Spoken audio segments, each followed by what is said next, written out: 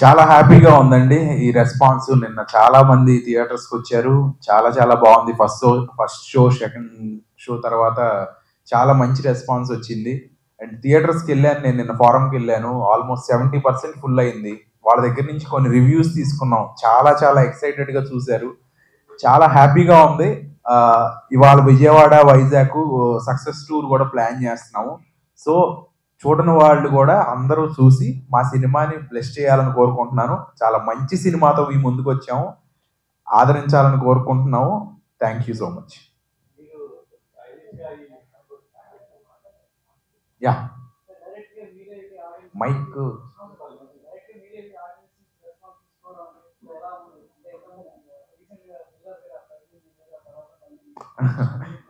అంటే ఆడియన్స్కి ఎప్పుడైనా కనెక్టెడ్గా ఉండాలనే ఆలోచనలో ఉన్నానండి నేను. సో అందుకే ఆ ప్రయత్నంలోనే ఆడియన్స్ ఎలా ఫీల్ అవుతున్నారు, ఆడియన్స్ ఎట్లా రిసీవ్ చేసుకుంటున్నారు ఒక సీన్ని. సెకండ్ హాఫ్లో 3 చోట్ల 4 చోట్ల మంచి ఒక హై రెస్పాన్స్ ఇచ్చారు, అరిశారు థియేటర్లో. సో అట్లాంటి రెస్పాన్స్ ఎట్లా ఉంటుందని చూడటానికి థియేటర్కి వెళ్ళాను. థియేటర్కి వెళ్ళినప్పుడు అనుకోకుండా రెస్పాన్స్ కలెక్ట్ చేసుకున్నాం.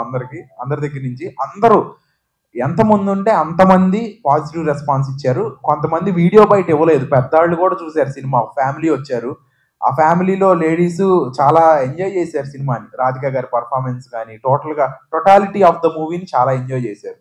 So we are very happy. అన్ని ఏజ్ గ్రూప్స్కి సినిమా నచ్చుతుందని.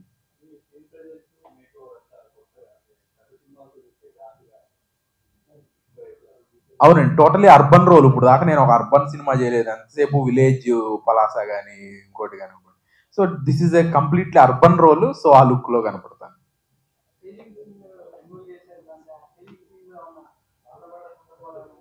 ఆ చేజింగ్ సీన్ లో చాలా దెబ్బలు తగిలించుకున్నాం అండి. ఆ container episode was very difficult. ఆ బైక్ మీద నుంచి ఆ కంటైనర్ మీద దూకినప్పుడు కానీ అవి చాలా తగులిని. రకరకాలుగా ఆల్మోస్ట్ అది 12 రోజులు చేసాం ఫైట్ ఎపిసోడ్. లెగమెంట్ టేర్ అయింది. ఇంకా చాలా చిన్న చిన్న బోల్డ్ అన్ని మెమరీస్. ఆ మెమరీ ఆ బాధలన్నీ ఈ సక్సెస్ తో మర్చిపోయేటట్టు చేశారు జనాలు. So I thank each and every one. ఆ బైక్ మీద నుంచి కంటైనర్ మీదకి దూకే ఎపిసోడ్ అప్పుడు నిన్న థియేటర్లో ఆ రెస్పాన్స్ చూస్తుంటే నాకు చాలా ఆనందం వేసింది. లేదండి, అప్పుడు నాకు అసలు చిన్నప్పటి నుంచి బైక్ తోలనివ్వలేదు మా నాన్నగారు. ఈ సినిమాలోనే ఈ స్టంట్లన్నీ చేయించారు. రెస్పాన్స్ చాలా బాగుంది, పాజిటివ్గా ఉంది. నిన్న చాలా థియేటర్లో ఈవినింగ్ ఫస్ట్ షో అయ్యి ఫుల్ అయ్యింది. సో చిన్న సినిమాకి మనం అంతకన్నా ఎక్కువ ఎక్స్పెక్ట్ చేయలేం. ఇవాళ నుంచి ఇంకా బెటర్గా ఎక్కువ మంది రెస్పాన్స్ బాగుందని మెసేజ్ చేస్తున్నారు. యా, నిన్న రక్షిత్ వెళ్ళాడు కదా థియేటర్లో. ఇవాళ విజయవాడ, రేపు అలా వైజాగ్ వెళ్దామని అనుకుంటున్నాం. మాట్లాడటం ఓన్లీ చేతలే.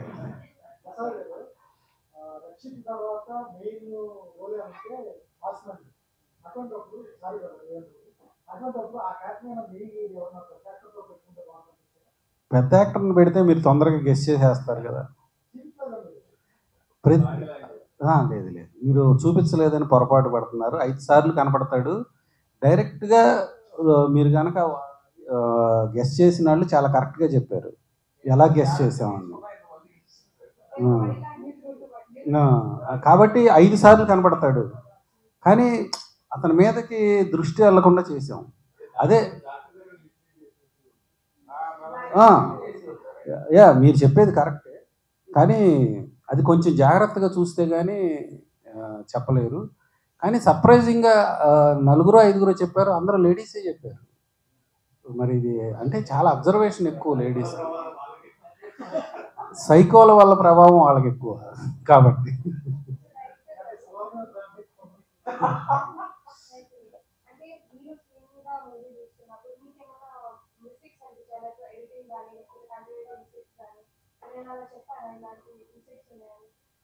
అంటే నిన్న రివ్యూలో రాసింది ఇంకా సైకోతో ఇంకా ఎక్కువ సీన్లు పెట్టాలి, లేకపోతే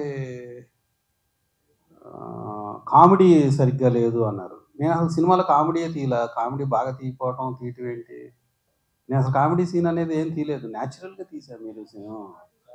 అలాగే ఇంకా సైకో సీన్లు ఎక్కువ పెట్టడానికి ఒక కథ అనుకున్నాం అనుకోండి, దాంట్లో కథలో ఉన్నంత వరకు మంచి చెడు తప్పకుండా బాగుంటుంది. అందరూ ఎక్కువ మంది అదే రాశారు.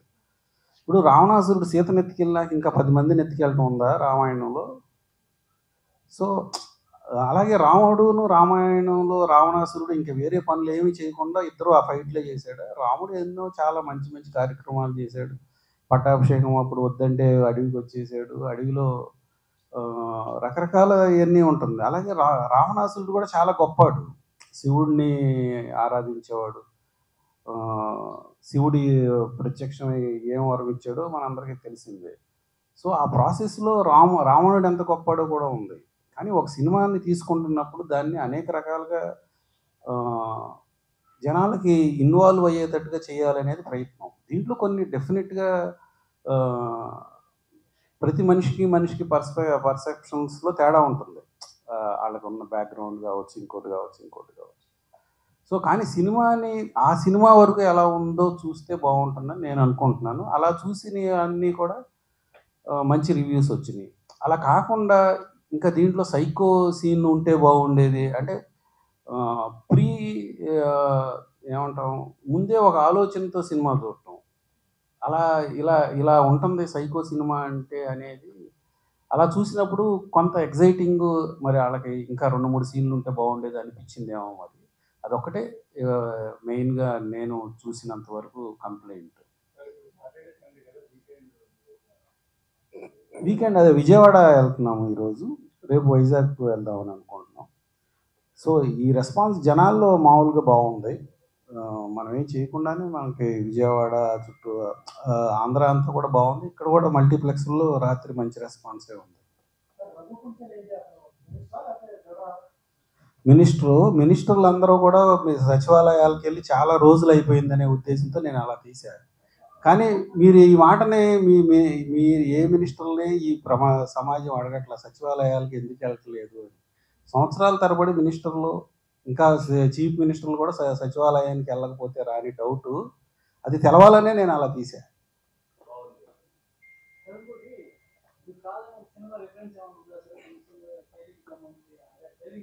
కొన్ని ఉండొచ్చు అంటే రామాయణం రెఫరెన్స్ ఉంది. ఆ సినిమా కూడా రామాయణం చూసి తీసుంటారు.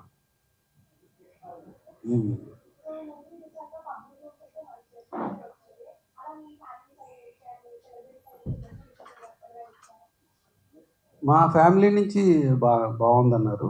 ఇండస్ట్రీ నుంచి కూడా మారుతి గారు మన మీటింగ్లోనే చెప్పారు. ఆయన ఆల్రెడీ చూశారు, చాలా బాగుందని చెప్పారు.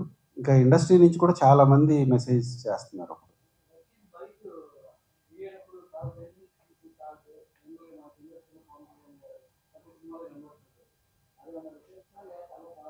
నాకు తెలియదు అసలు, నిన్నెవరో అన్నారు, నాకు తెలియదు అసలు, తెలియదు నాకు. అలా మేము బైక్ నడిపేటప్పుడు అలా చేసేవాళ్ళం.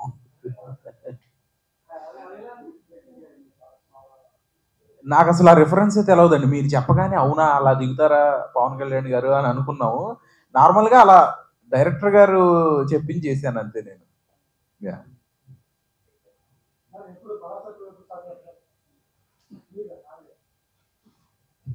బహుశా 6 monthsలో చెప్తాను.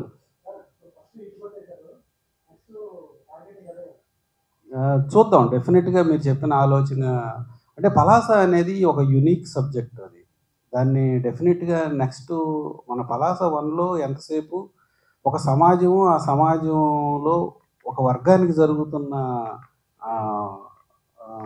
ఏమంటాం, ఒక సమాజానికి జరుగుతున్న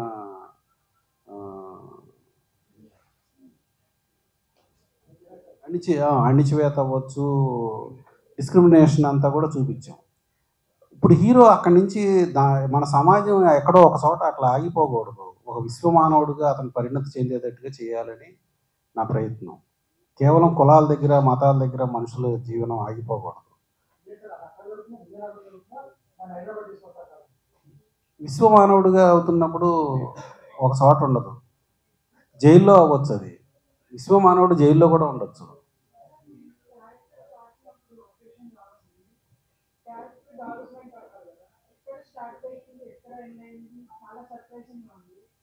రాసేటప్పుడు అంటే కంప్లీట్ రామాయణం నుంచి తీసుకున్న ఇన్స్పిరేషన్ అయినా లేదంటే మీ థాట్ ప్రాసెస్ ఎలా రైటింగ్ అంటే దీంట్లో రెండు ముఖ్యంగా నేను ఇంతకుముందు ఇంటర్వ్యూల్లో కూడా చెప్పాను. ఇది ఊరికే జనాల దగ్గరికి తీసుకెళ్ళటానికి ఒక సైకలాజికల్ థ్రిల్లర్ లాగానో, సైకో స్టోరీ లాగానో చెప్తున్నాం గానీ, మీరు సినిమా చూస్తే ఇది ముగ్గురి ప్రేమ. ఒకళ్ళో హీరో, హీరోయిన్ ప్రేమ, ఒకళ్ళో విలన్ ప్రేమ, ఒకటి తల్లి ప్రేమ. ఈ ముగ్గురు ప్రేమల మధ్యలో నడిచే సినిమా ఇది. సో, మేము చెప్పేటప్పుడు సినిమా తీసుకెళ్ళిన విధానం అది గానీ, సినిమా కేవలం ఒక ప్రేమ ఒక ప్రేమ ఎంత ప్రేమ కోసం హీరో, హీరోయిన్ ఎంత మదనపడి ఎంతకాలం ఆగి, ఎంత యాక్సెప్టెన్స్ కోసం ఎంతకాలం ఆగారు నిజమైన ప్రేమ. నిజమైన ప్రేమ అంటే ఏదో చూడంగానే వచ్చేది కాదు. ఒక స్నేహం, పరిచయం స్నేహంగా మారటం, అది ఒక నమ్మకం పునాది మీద ఉండటం అనేది ఒక ప్రాసెస్ ఆఫ్ లవ్. ఇంకో చెడ్డ ప్రేమ అని కూడా అనలేను దాన్ని. ఆ ప్రేమ కూడా తనకి కావాలనుకున్నది జరగలేదు. తను కూడా ప్రేమ అంటే ఇష్టమే. కానీ ఆ ప్రేమని ఎదుటాళ్ళు వద్దు అనేసరికి తట్టుకోలేకపోవడం. అలాగే కూతురు మీద తల్లికి ఉండే ప్రేమ. మెయిన్గా ఈ ముగ్గురు ప్రేమే ఈ సినిమా. ప్రేమలే అన్నిటికీ కారణం కదా. క్యారెక్టర్ డెవలప్మెంట్ చాలా బాగా జనరల్ సైకో థ్రిల్లర్స్ లో మనం ఎక్స్పెక్ట్ చేయలేదు చాలా బాగుంది. అది సైకో కూడా చాలా సైకో అనేవాడు నేను ఇంతకుముందు ఇంటర్వ్యూలో కూడా చెప్పాను. సైకో అంటే గంజాయి విలన్ అంటే గంజాయి అమ్మేవాడు అట్లా ఇట్లా. అలాగే సైకో అంటే ఓన్లీ చేతులు నరికేసి కాళ్ళు నరికేసి ఊరికి బ్లడ్ షెడ్ చూపిద్దాము, దాన్ని ఎక్కువగా హైలైట్ చేద్దామని నేను అసలు అనుకోవాలి సినిమాలో. అందుకని రివ్యూ రాసిన వాళ్ళు కూడా అది ఎక్కువ ఉంటే బాగుండేది అనుకున్నారు. అసలు నా థాట్ అది కాదు. అసలు ఒక మనిషి ఒక ప్రేమ విడిపోవటం మధ్యలో జరిగే కాన్ఫ్లిక్ట్.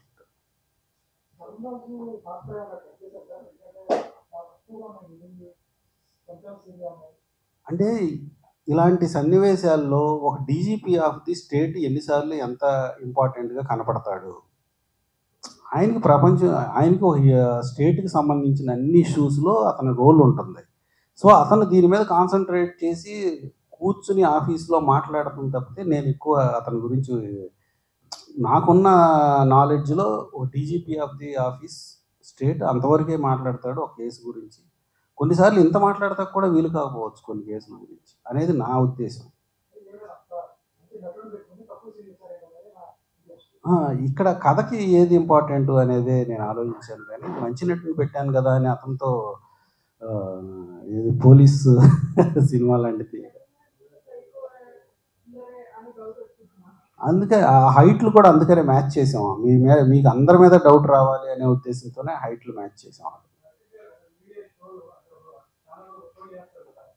అవునండి,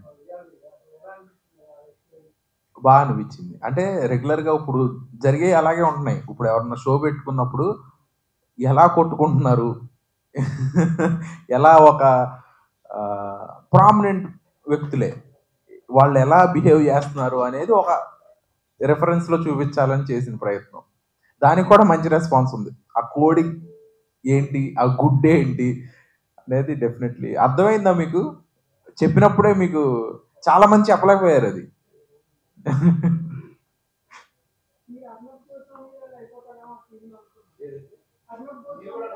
అర్నబ్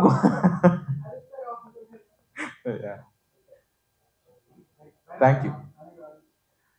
ఫైనల్గా సినిమా చాలా చాలా మంచి రెస్పాన్స్ వచ్చింది. మేము టీం అంతా చాలా హ్యాపీగా ఉన్నాము ఈ రెస్పాన్స్తో. ఇంకా చూడని వాళ్ళు కూడా వెళ్ళి మీ దగ్గరలో ఉన్న థియేటర్స్లో సినిమా చూడండి. ఒక మంచి సినిమాలని ఆదరించండి, తెలుగు సినిమాలను ఆదరించండి. అండ్ టికెట్ ప్రైస్ చాలా నార్మల్ టికెట్ ప్రైస్ ఉంది, 110 రూపీస్. సో అందరూ వెళ్ళి చూడాలి సినిమా. Thank you. నేను కూడా thank you so much. Okay, media మిత్రులందరికీ ధన్యవాదాలు. నిన్న రిలీజ్ అయిన ఆపరేషన్ రావణ్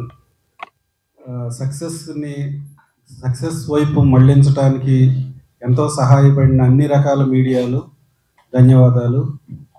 ఒక చిన్న సినిమాని ఈ మీడియా ద్వారా మాత్రమే అందరికీ రీచ్ అయ్యేటట్టుగా తీసుకెళ్ళినందుకు web media, print media, TV media అన్ని మీడియాలకి పేరు పేరున ధన్యవాదాలు. రివ్యూ రాసిన వాళ్ళు కూడా చాలామంది చాలా చక్కగా రాశారు. కొంతమందికి కొన్ని డౌట్లు ఉన్నాయి.